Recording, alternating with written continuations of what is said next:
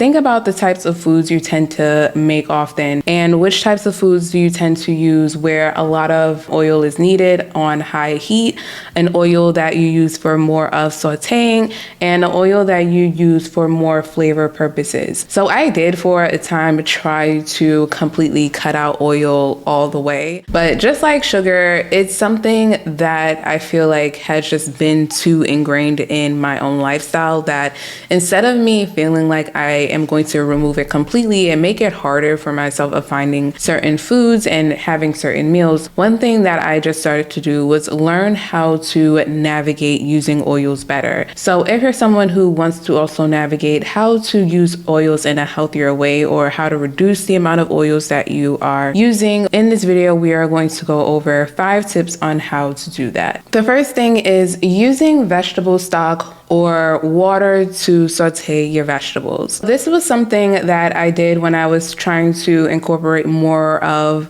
a whole food plant-based lifestyle of no oil as well as no sugar. And although it lasted a short period of time, one thing that I learned from it is the ability to just use water or stock to saute your vegetables in. Another thing that I also did was saute it in water, but I felt like a lot of the seasonings that I was using when I was sauteing it in water was leaving the vegetables, particularly broccoli when I would make it. So one thing that I do instead now is when I'm sauteing vegetables, I'll probably use either sesame oil or olive oil for the most part. And instead of constantly adding more and more oil to the pan, I'll just like take a teaspoon of water and then just like dab it into the pan. And this is a way for it to still end up steaming and cooking, and it helps me reduce the amount of oil that I'm using. So if you're someone who tends to saute your vegetables a lot, one thing that you could try is either sauteing them in vegetable stock, mushroom stock is also really good,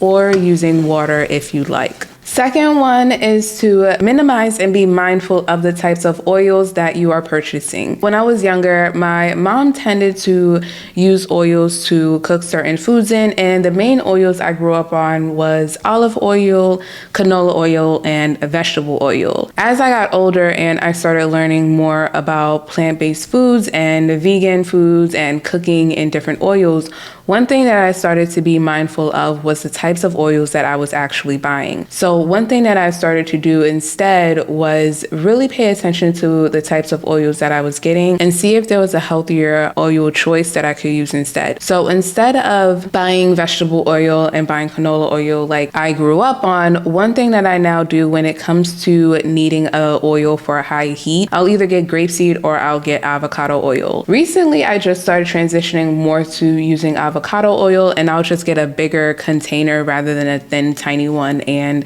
costing like $15 just so it could last me a longer time. But I recently started to transition out of using grapeseed oil because I just found out that is basically also canola oil. So one thing that I would do instead is have different oils for different types of purposes and know the purpose that I'm using the oil for. So one thing to do in this instance is think about the types of foods you tend to make often and which types of foods do you tend to use where a lot of oil is needed on high heat, an oil that you use for more of sauteing, and an oil that you use for more flavor purposes. For me personally, when it comes to a flavor purpose type of oil, the 2 oils I tend to use is coconut oil and sesame oil. I use sesame oil a lot for my Asian type of dishes, and I use coconut oil for when it comes to like baking or when it comes to making popcorn. Another thing is when it comes to olive oil, I tend to use olive oil for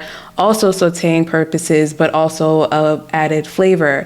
So I remember I made the mistake of thinking olive oil works just like canola oil, and that was a big mistake. And I realized I ended up using more oil because I was using the wrong oil for the wrong reason. And when I started to learn that I like to use olive oils more for just like a sauteing type of thing, one thing that I now do is for olive oil, I'll use that as more of a sauteing, or I'll use that more as a coating for softening up the vegetables before I put it in like the oven or if I put it in the air fryer. So if you're someone who tends to buy a lot of different oils, pick out which types of oils you would want to use for certain reasons and then only get those types of oils. Another thing is not buying mixtured types of oils. So I think they come off a little cool when you have avocado grapeseed oil, olive oil with avocado oil. To me, I used to think that was cute. I used to think I was getting like extra nutrients, but what I realized is that it's just oil on oil. Like the way the marketing was looking, the way it looked on the package looked really cool and looked really healthy. But one thing that I noticed is that I would prefer just one oil in my types of oils. So another thing to do when you're being mindful of the oils that you're picking up is to only pick up that oil instead of picking up mixtured types of oils. This moves us to our next tip, which is monitor the amount of oils in your processed foods. So I think we underestimate how much oils is in our processed foods.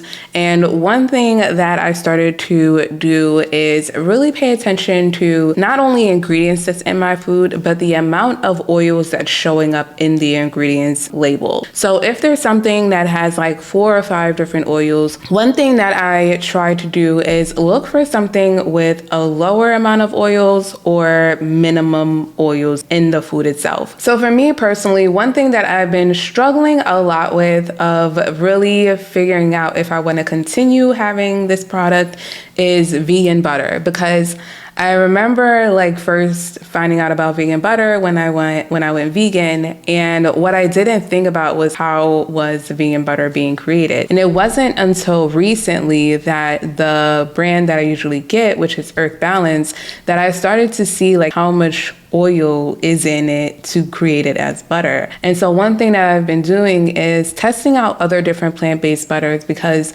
the goal for me to reduce my animal-based products isn't for me to now also increase the amount of oils that I'm using. I still want to be conscious of the things that I'm putting into my body. So one thing that I've been doing is being more exploratory of the types of vegan butters that I'm getting. And one brand that I really ended up enjoying was Miyoko's, but I always don't want to pay the price of Miyoko's. So one thing that I'll do instead is get a different type of plant butter that may have a lesser amount of oils in it. So one thing to do when you're picking up your foods and you're going grocery shopping is not only just pay attention to the ingredients that's in your food, but also pay attention to how much oils is listed in your food. Or if there's even a homemade option you could do instead, where it requires either a limited or no oil at all. My next tip is to use your air fryer and oven more. So I think this is honestly like probably one of the best ways of reducing your amount of oil without losing the flavor in your food. And for me personally, I feel like this has been mainly one of my go-tos, because I don't really care for blanching or like putting my vegetables in water and cooking them that way. I'm not really a fan of it. It just looks very unseasoned and doesn't look appealing to my eyes. And one thing that I like to do is have food that not only looks good, but tastes good and is good for my body. So one thing that I like to do is if I want to have like a roasted type of vegetable, but I really don't want to cook it in a lot of oil, I'll either just use my air fryer or I'll use my oven. This is a really great tip for someone who may also enjoy cauliflower wings, because you could still use like the breading and you could still get like that crispiness while using the oven or even an air fryer without using the same amount of oil. So if you're someone who doesn't have an air fryer, one thing that you could do is use your oven more when it comes to roasting your vegetables, because in that case, instead of like dipping a whole lot of oil in a pan, you're just adding oil over the vegetables and then mixing that oil into the vegetables and then putting your seasonings on and then putting it in the oven rather than having them cooked into the oil itself. And my last tip is to add more raw vegetables to your dishes. This is honestly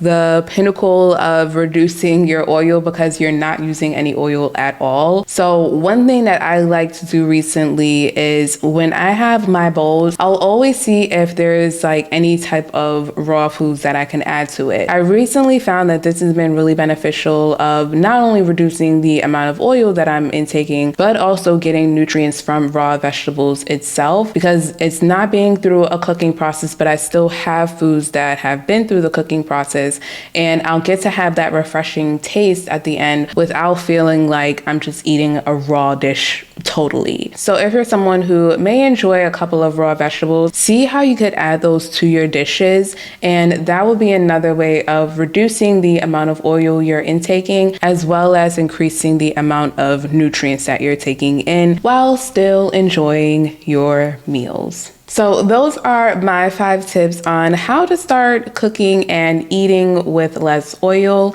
I really hope you guys found this video helpful. Definitely let me know which one you plan on trying, or if there's one that I haven't mentioned that has helped you in reducing the amount of oils that you're having in your day-to-day meals. I hope you guys enjoyed this video. Thank you guys so much for watching, and I will see you guys in the next video.